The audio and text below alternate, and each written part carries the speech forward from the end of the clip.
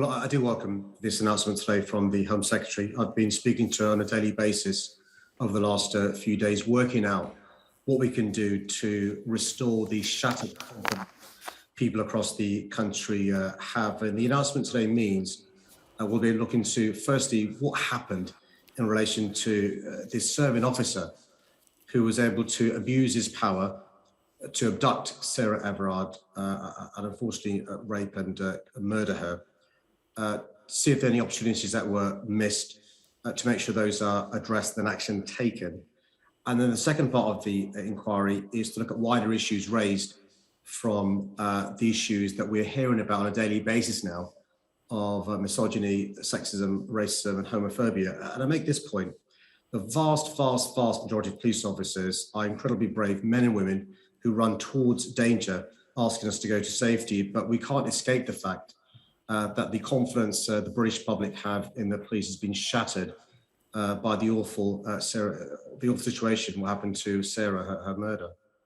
The Home Secretary referred to said so the public will have the right to know what systematic failures enabled his continued employment. What's wrong with the Met?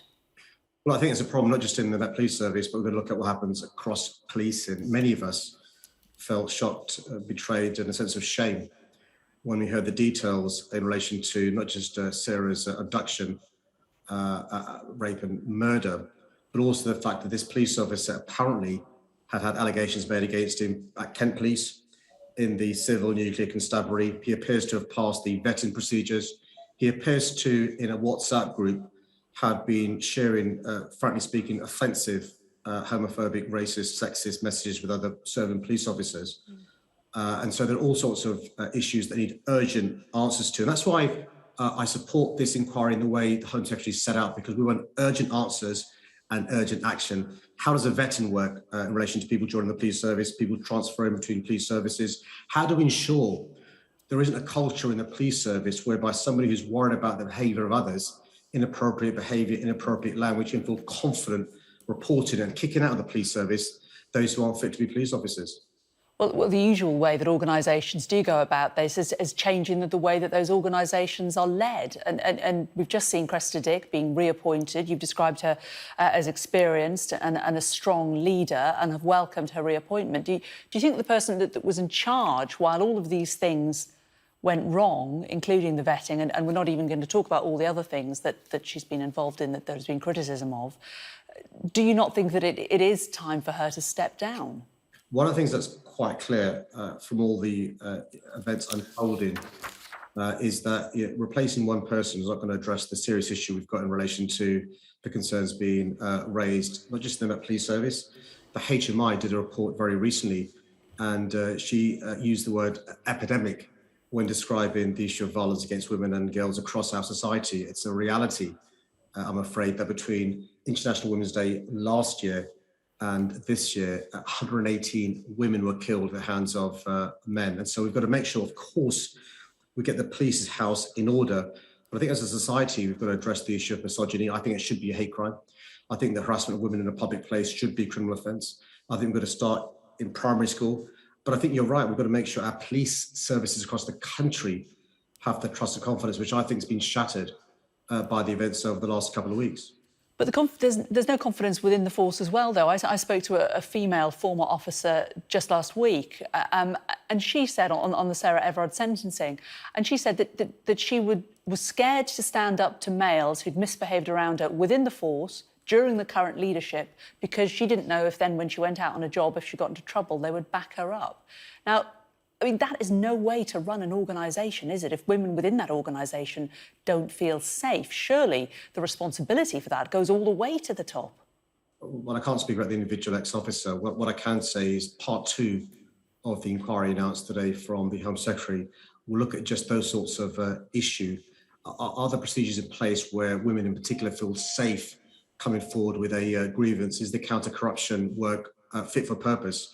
Is the whistleblowing processes fit for purpose? Are we creating an environment and a culture where women want to join the police service and not just stay in the police service, but can make progression? All those are some of the issues we have in part 2, but also the HMI, Her Majesty's Inspectorate, the Independent Office for Police Conduct also have a role to play, as well as this independent chair the Home Secretary will be appointing very shortly. OK, so say in a few months' time, when we hope that this inquiry will end and that it won't just drag on forever, say if in a few months' time we discover that the answer to those questions is no, that women don't feel safe within the police force, that they don't feel are able to report upwards when they see inappropriate behaviour, what happens then? Well, we've got to make changes. Look, we've got to make sure no stone is left unturned in relation to making the police a service that is free from racism. But how do you change it? That's my question. You know, it's yes, we need to find out exactly what's going on, but how does it change? How do you change something as huge as the police force and the mentality of the people working within it? Well, firstly, we've got to ascertain the facts, not just in relation to this police officer and Sarah's awful murder, but in relation to the missed opportunities. Then we've got to make sure all those are addressed in relation to urgent implementation of any recommendations made by independent chair. Then in relation to the wider practices in the police service, we've got to see what the inquiry uncovers in relation to practices across the country. You and I have been reading on a daily basis and hearing on a daily basis from officers across the country, but also women let down by the criminal justice system, women not feeling confident to report crimes, a huge issue of underreporting. And those that do report crimes, for example, rape and other serious offences, the conviction rates are so small. And that's why it's really important. This is a whole government approach. We can't just leave this all at the door of the police. The issue of misogyny didn't start with the police and won't end with the police. It's got to be a society. It's not helped by the police, though, is it? Clearly. Listen, I mean, nobody can talk about the awful murder of Sarah and not, agree that public confidence has been shattered. It's simply indefensible. Not just the actions of that police officer, but the apparent missed opportunities. It's not acceptable. Indeed. Sadiq Khan, always good to talk to you. Thank you for joining us on Sky.